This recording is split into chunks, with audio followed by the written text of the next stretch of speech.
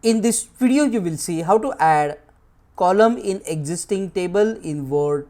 You can add single column or multiple columns at once inside the already existing table.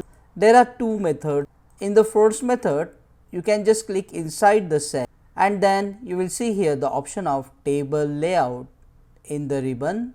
Click on this option and at the left hand side you will see here insert column to the left and insert column to the right. So, if we want to insert the column to the left, we just need to click on the insert column to the left, and if want to insert the column to the right, just click inside the cell and then click on insert right. However, this option allows you to only insert one column at a time.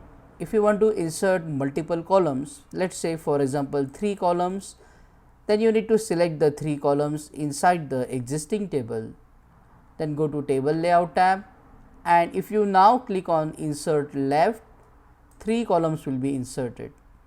Similarly, you can also insert more than one column to the right like this.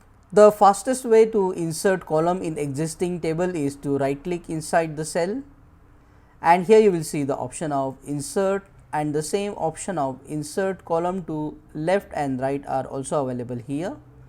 You can just click on them, and from here also you can select multiple columns, right click, then go to insert and then click on insert left to insert multiple columns at once in the existing table. Click on that like button, comment below and let me know if this video solved to your problem.